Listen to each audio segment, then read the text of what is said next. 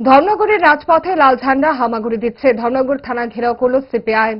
দলের জেলা সম্মেলন উপলক্ষে শহরে লাগানো সমস্ত পতাকা ফেস্টুন রাতের অন্ধকারে দুর্বৃত্তরা ছিঁড়ে ফেলে দিয়েছে। প্রচার সজ্জা নষ্টের প্রতিবাদে থানা ঘেরাও করল সিপিআইএম কর্মীরা।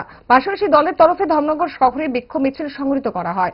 পরবর্তী সময়ে সংবাদ মাধ্যমের সামনে সিপিআইএম রাজ্য সম্পাদক মণ্ডলীর সদস্য অমিতাভ দত্ত বলেন, যত বাধা যত বিপত্তি আসুক, আগামী 31শে ডিসেম্বর ধর্মনগরের নতুন ইতিহাস করবে সিপিআইএম।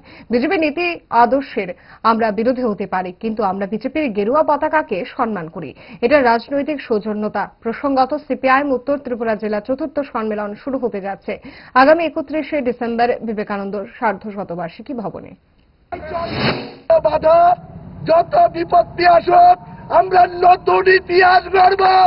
31শে ডিসেম্বর আমরা কাপুরুষ না, আমরা ঘোষণা দিয়ে যাচ্ছি।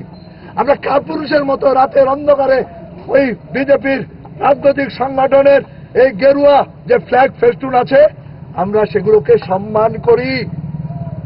সমস্ত রাজনৈতিক দলের পতাকাকে, অফিসকে, তার দলীয় নেতা কর্মীদেরকে ব্যক্তিগতভাবে আমরা সম্মান করি। নীতি আদর্শের আমরা বিরোধী হতে পারি, ব্যক্তিগতভাবে সম্মান করি। একটা তো ফ্ল্যাগ ফেস্টুন করলো না। বাম জমানাতে 35 বছর আমরা শাসন ক্ষমতায় ছিলাম, একটা রাজনৈতিক দলের অফিস দখল হয়েছে, একটা রাজনৈতিক দল তার রাজনৈতিক কর্মসূচি করতে পারেনি, একটা দৃষ্টান্ত আছে? নেই। কিন্তু আমরা পাই না, আমরা পারি না, বাধা দেওয়া হয়। আমাদের আগামী কালকে আমাদের কর্মসূচি ছিল সম্মেলনের প্রচারের শেষ কর্মসূচি। বলা হলো না, অন্য একটা সংগঠনের কর্মসূচি আছে, আপনাদেরকে দেওয়া যাইব না। কেন?